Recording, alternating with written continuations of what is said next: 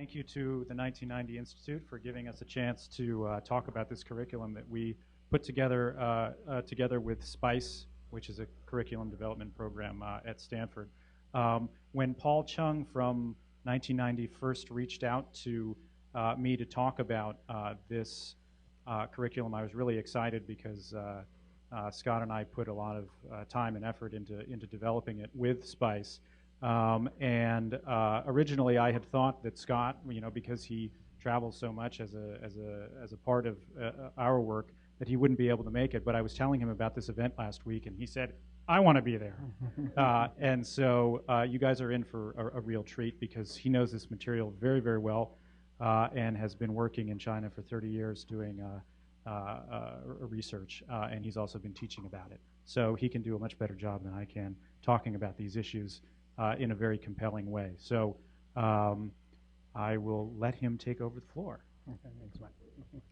Yeah, no, it's very exciting to basically share this with you. And when we had the idea to do this 3 or 4 years ago, it took a couple of years to put this together. I think I had the high school teaching community here in mind.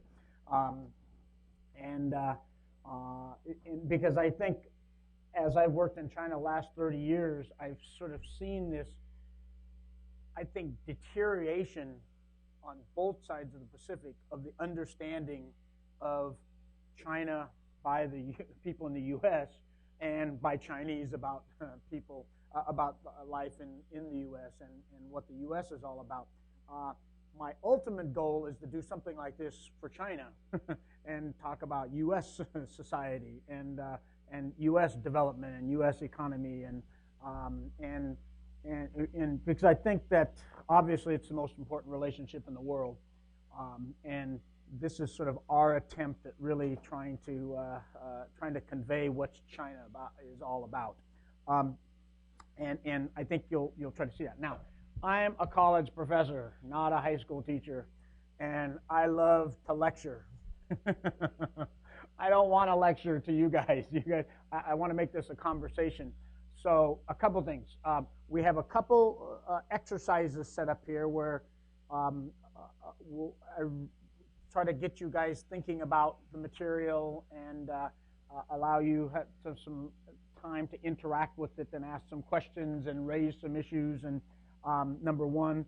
Number two, raise your hand at any time, and let's talk about it. If we don't get through the whole book in 2.5 hours, it's fine. I mean that's what we're trying to do here. So 144 PowerPoint slides. So it's but we don't need to get through them all, okay? So it's and you'll see I can go through them pretty fast. So it's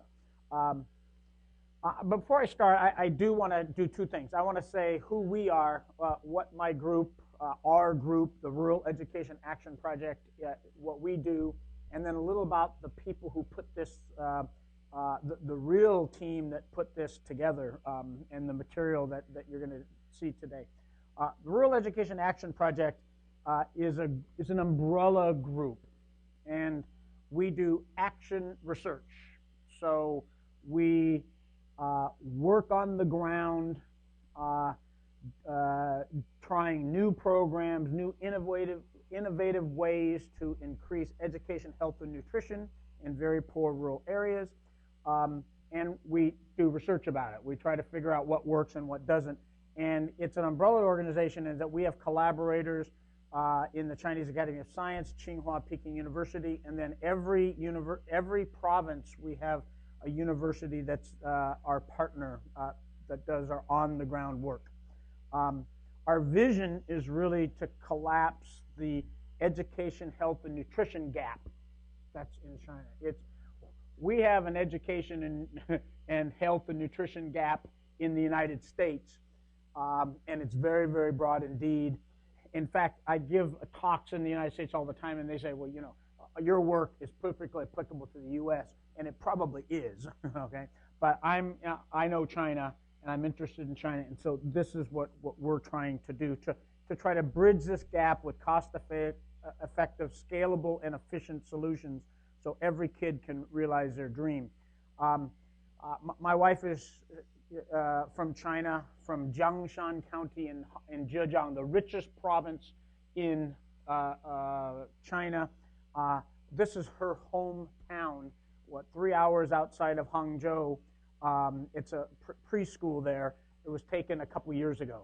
So, I mean, and we want to take those kind of kids and give them this kind of education to decrease this gap. We do two things, just so you know who we are as I start giving you the rest of the curriculum. We identify problems in education, health, and nutrition, and then we design and implement new programs and see if they work or not. I just said that. The other thing that we really like to do is number two, is we like to find very innovative programs that are being implemented by groups like 1990 Institute or other that are doing innovative projects, innovative programs, and work with you to try to evaluate them to find out if they work or not. And if they don't, why don't they work? And if they do, how can we make them work even better? And so we call this action research.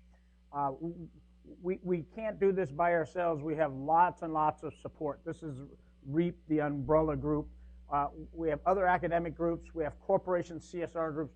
The Silicon Valley corporations, almost every major corporation has contributed in some way, have been very generous with funding foundations, competitive grant-making agencies, and individuals and alumni clubs have support our work. We have big internship programs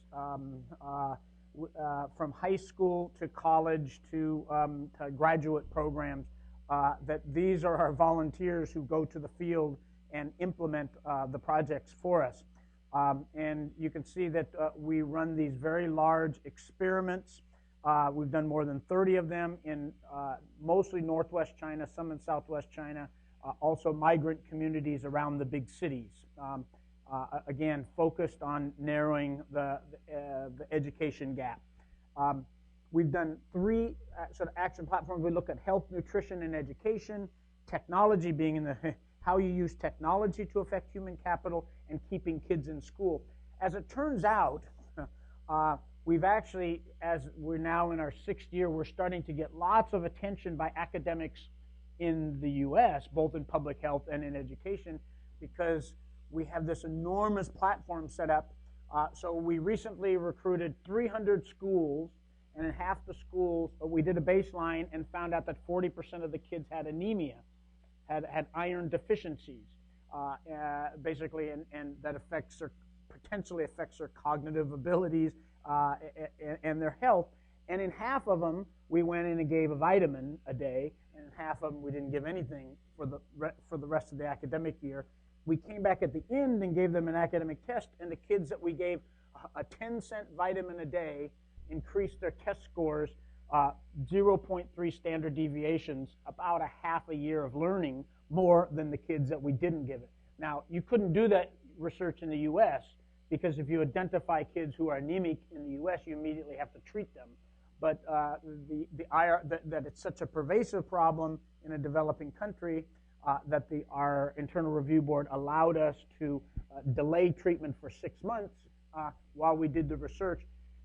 After the research was done, the Chinese government saw for that cheap of an investment, we could get more learning for our entire work, and they've invested now $20 billion to give every kid a nutritious lunch every day.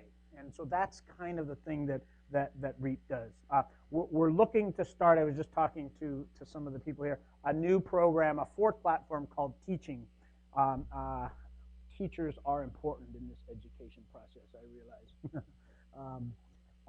So our idea is to help find, helping hundreds and thousands. So one program by the 1990 Institute or by an NGO or by us can help 1,000 kids, but we really want to work with the government to upscale the successful ones to help millions.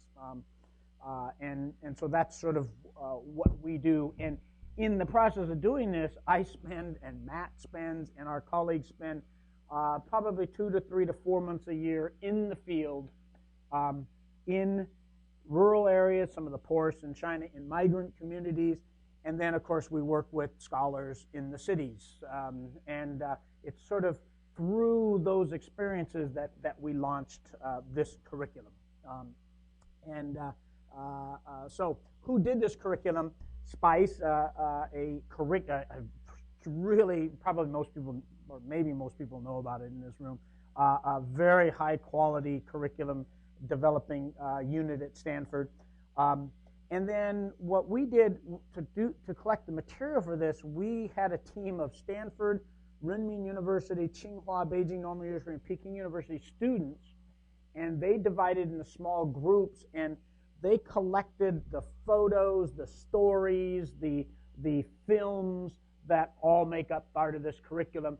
And the idea was to take, they're all freshmen and sophomore in college. We tried to get some high school students, but they're like, near enough to high school that they remember, what it was like to be in high school. And the idea was to try to look at poverty, migration, and cities, living in the cities, this whole process of development through their eyes, and to try to get a perspective then that high school students could perhaps more connect with in studying, economics, the dismal science, right? And so that's so if there's really good material and compelling stories and interesting films and little videos from this, it's these guys that did it. And then Matt was the great grand czar that pulled it all together. So I want to really thank Matt for the numerous hours that he's put into it. So what are we going to do today? I want to introduce you to some of the ideas behind this. And there's two themes here. I'm a development economist. I have my PhD at Cornell, and I teach development economics at Stanford. I've been at Stanford since 1990. As a matter of fact, I did a 1990 Institute project in 1992, back when you were very new, and it was a project on agriculture. So I look at China's development as trying to put it in this economic development sort of model. And so part of the thing I think that you get out of this is an understanding of what economic development is all about. And then, of course, what we're probably ultimately interested in is really what China's economic development in particular. The idea is, how do you take something like this, right, and turn it into something like that, right? Like it or not, right? That's development. That's what all countries in the world that want to become rich, industrialized, urbanized countries want to become. It's nice and peaceful if you have this as a weekend garden, right? But as you're going to find out, one thing that we try to do is break the romance that people really want to live like this. In fact, we recently finished a survey of more than 20,000 parents in very poor parts of China, all of who have a farm that looks like this. And we asked them, where do you want your kid to be when your kid grows up? They all have elementary school students. And 99.9% of them say, in the city. And then we asked the kids, where do you want to be 10 years from now? 99.9% said, in the city. Now, they aren't going to make it there, but, yeah. And you say, why? They go, do you want to live here versus here? Now, we're going to show you that it's not always nice to live here, okay? And that maybe the bright lights have tricked people, but these are the issues that we're going to be trying to deal with in this. And why China? Besides the fact that that's the only country that we work in, but China is right in the middle of this process now. And I always say that China is unique. It's grown so fast, but it's so big, is that you have the whole development process right in front of your eyes, right? From the poorest of the poor, right, to the richest of the rich, from the highest PISA tests in the world to kids that get out of school not being able to read or write, and everything in between. And of course, I always said, I think it's the most important relationship in the world. And I hope that when the high school students get done with this is that they have this sort of affinity for the Chinese people who are going through this process. I don't. China, the country, does a lot of really stupid, terrible, horrible things. The Chinese people are just like me and you. They want to have a peaceful life. They want to have their kids grow up. They want to have enough food on their table, and they want to have some sense of security. And that's what 99% of the people in China want. That's what 99% of the kids in your class and their families want, as well as ourselves. So that's sort of why we did this here. So again, the book is developed. The curriculum is split into 4 parts, 4 big parts, and it's called Poverty, Migration, The Rise of the Cities, and then Development Paths. Its development paths is sort of trying to put it all together, okay? And the idea is that we're going to go look at the poor rural areas, and this is where 30 years ago, 90% of China was poor rural areas. And then we're going to look at the process of, and then we're trying to understand life there and why it's poor and what people think about it when they live in these poor areas. And so that's the first part. And the next part, we're going to look at how you get out of poverty. And like I said, there's really one way out of poverty for a vast majority of people, and that's to move, to out-migrate, to go to the city. And so we're going to the second part is this process of migration. And then the third part is the rise of the city, and it's about urbanization and urbanization, the world urbanization in China. And then the last is this development path. How do economies grow? So again, we really try to put this all together. And there's a little about China in the future that we went back and forth. Should we put it in? And Spice finally made the final decision to put it in. But it's really about, will China be able to keep growing into the future? And it's a little weak there. I really want, because I think there's so many things that impinge on that besides the economics of it. I mean, I think the politics, the social aspects, et cetera, et cetera, et cetera. I don't think we get into them very well.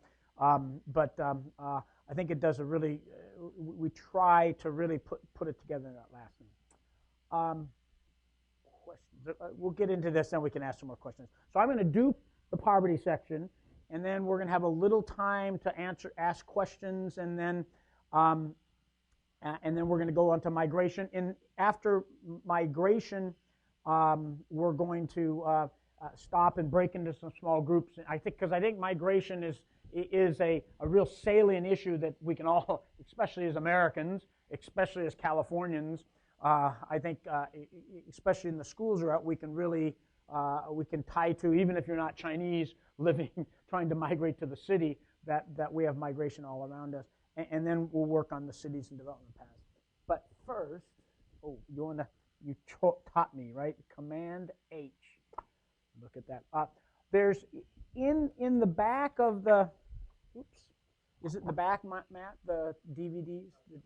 Oh, it comes separately. I think probably everybody got it. There's a packet with 2 DVDs in there. The first one has these 4 short video clips. Poverty, Migration, and Urban Life are only 5 minutes long, 4 to 5 minutes long. So they should be very easily accessible in class and won't take up the whole class. The first one is a longer one. It's made, so the idea is to play it at first to give you an overview. So all we're going to do today is I want to share with you this longer one. It'll take 18, maybe 21 minutes, something like that. And then we'll go back to poverty and start in that unit.